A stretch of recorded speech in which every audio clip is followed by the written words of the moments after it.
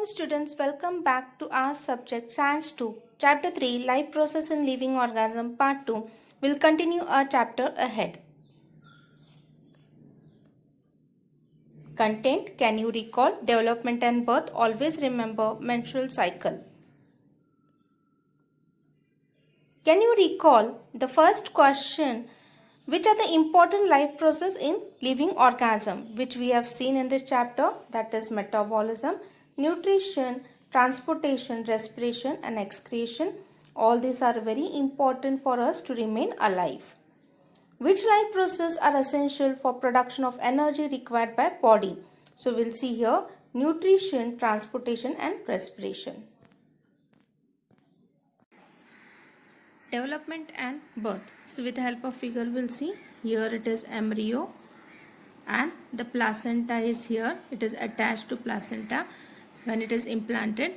Now we'll see the zygote formed after the fertilization in oviduct undergoes repeated mitotic division and embryo is formed. It pushes towards the uterus. Once it reaches the uterus, it is implanted and further development occurs after implantation.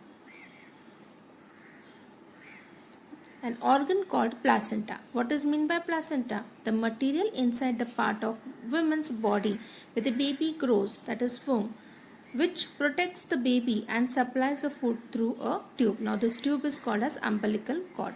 It is formed for the supply of food material during the growth in uterus. Embryonic development is completed approximately within 9 months after the fertilization. Now we'll see again development and birth. With the help of figure we'll see here it is embryo. Now embryo is attached to placenta. Then zygote formed after fertilization in oviduct undergoes repeated mitotic division and embryo is formed. It pushes towards uterus. Once it reaches the uterus, it is implanted and further development occurs after implantation. Now with the help of the figure we'll see here, if you see the figure you will see the embryo is formed here and it takes about 40 weeks. So 40 weeks are approximately, you can say, 9 months. So an organ called placenta, that is the meaning of placenta is the material inside the part of the woman's body where the baby grows, that is womb, which protects the baby and supplies the food through a tube. Now this tube is called as umbilical cord. Is formed for supply of food material during the growth in uterus. Embryonic development completes approximately within 9 months after the fertilization. Always remember, now this question, tell whether it is right to consider the mother responsible for the girl child. So it is no, it is men totally responsible. With the help of figure we'll see. Now first we'll see father's sex chromosome are 44 plus XY and mother's sex chromosome are 44 XX. Then you can see gametes are formed, that are haploid gametes are formed here, that is 22 plus X is gynosome, 22 plus Y is androsome, 22 plus X and 22 plus X in women's form eggs. Now the child born, now how it is born?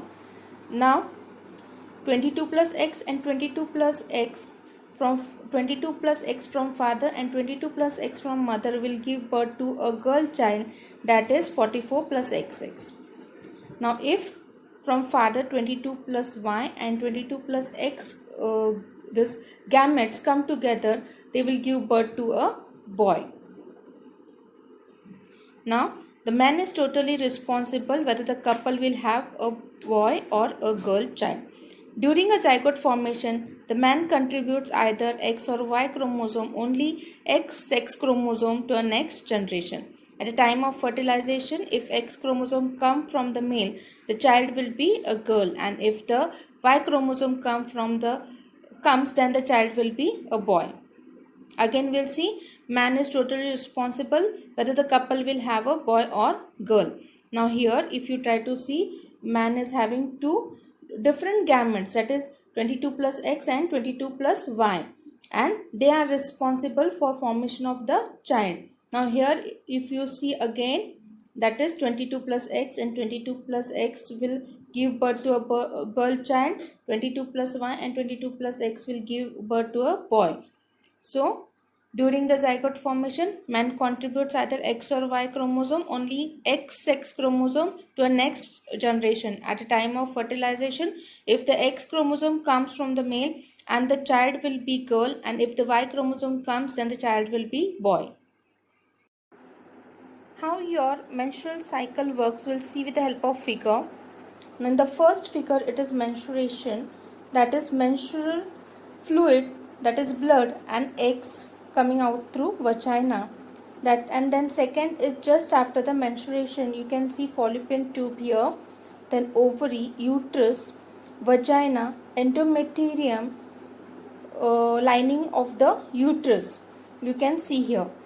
In the third figure, you can see ovulation. Now here the eggs are gone from the ovaries into the uterus, and you can see the lining of the endometrium inside the uterus. Then in the fourth figure, you can see eggs have come and endometrium lining is also thickened. And the fourth is the 5 days after the ovulation, or the egg is not fertilized by sperm, 12 or 14 days after the ovulation, the cycle begins again. So here the menstrual cycle begins again. Now we'll see the menstrual cycle which is given in the textbook. With the help of it, we'll study first with the figure first. That is pituitary gland, fully grown follicle, changes in the ovary during menstruation, then estrogen is seen here, then ovulation is seen here, corpus luteum is seen here, progesterone is seen here, corpus albicans is seen here, then estrogen is seen here, then changes in uterus during menstruation, period of regeneration in endometrium, ovulation period is seen here, and period of secretion of glands in endometrium is seen here. Now we'll see the theoretical explanation of menstrual cycle. The female reproductive system undergoes some changes at puberty, and those changes repeat at interval of every 20 to 30 days. The repetitive changes are called as menstrual cycle. Menstrual cycle is a natural process controlled by 4 hormones.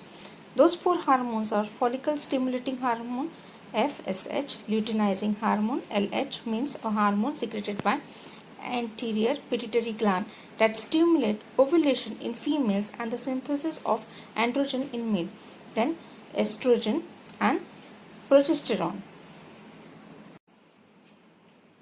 The one of the several follicles in the ovary starts to develop along with the oocyte present in it under the effect of follicle stimulating hormone. This developing follicle secrete estrogen. Endometrium of uterus starts to develop during the first cycle or regenerate during the subsequent cycle under the effect of estrogen. Meanwhile, developing follicle completes its development. It bursts under the effect of luteinizing hormone and oocyte is released, and this is called as ovulation. Remaining tissues of the burst follicles form corpus luteum. Corpus luteum starts to secrete progesterone. Endometrial gland secretes their secretion under the effect of progesterone. Such endometrium is ready for implantation of embryo. If the oocyte is not fertilized within 24 hours, corpus luteum becomes inactive and transforms into corpus albicans. Due to this, secretion of estrogen and progesterone stops completely. Endometrium starts to degenerate in absence of these 2 hormones. Tissues of degenerating endometrium and unfertilized ovum are discarded out through vagina. This is accompanied with continuous bleeding. Bleeding continues approximately for 5 days. This is called as menstruation. Unless the oocyte is fertilized and embryo is implanted, this process is repeated every month. If the embryo is implanted, repetition of this cycle is temporarily stopped due to parturition, that is action of giving birth to young children, thereafter the period of breastfeeding. Menstrual cycle is a natural process. Women experience severe pains during this period. Severe weaknesses is felt due to heavy bleeding. There is higher possibility of infection too during this overall period. Due to such reasons, there is need of rest along with a personal hygiene.